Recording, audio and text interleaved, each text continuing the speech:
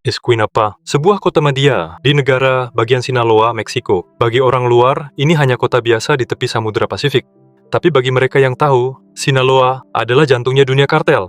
Dan di jantung itulah dua kekuatan besar sedang beradu di satu sisi di La Chapiza. Faksi yang lahir dari loyalitas kepada para komandan El Chapo. Di sisi lain, mereka berkoalisi dengan CJNG, salah satu kartel paling berbahaya dan paling ditakuti di seluruh Amerika Latin.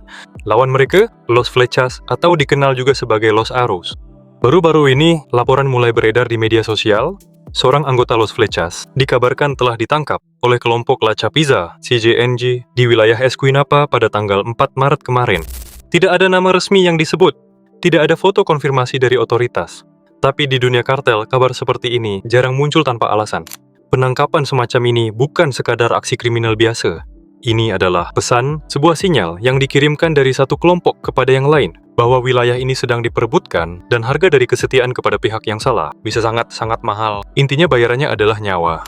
Sialnya, pemuda yang dikonfirmasi berasal dari kelompok Los Flechas tersebut berhasil ditangkap pada malam itu. Dan tidak butuh waktu lama, setelah selesai diinterogasi, pemuda malang ini langsung dimusnahkan. Dengan cara yang tidak dapat kalian bayangkan.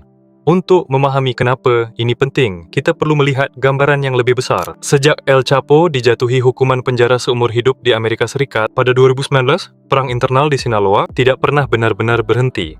Dua faksi besar, Chapitos versus Mayos, terus berebut dominasi, wilayah, dan jalur penyelundupan. Escuinapa sendiri bukan wilayah sembarangan. Lokasinya yang strategis di pesisir, menjadikannya titik penting dalam jaringan distribusi narkoba ke arah utara.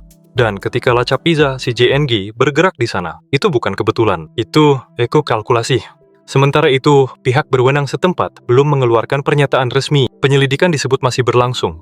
Tapi, seperti yang sering terjadi, di wilayah yang dikuasai kartel, batas antara hukum seringkali sangat tipis. Walau kepolisian Sinaloa sudah berhasil mengidentifikasi para pelaku, hal ini tidak berdampak banyak. Karena pengejaran terhadap para pelaku sama dengan pernyataan perang bagi mereka.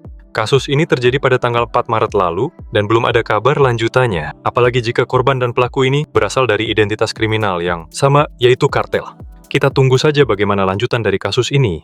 Akankah kepolisian Meksiko berhasil menangkap para pelaku, atau kasus ini hanya menjadi angin lalu dan kemudian terlupakan?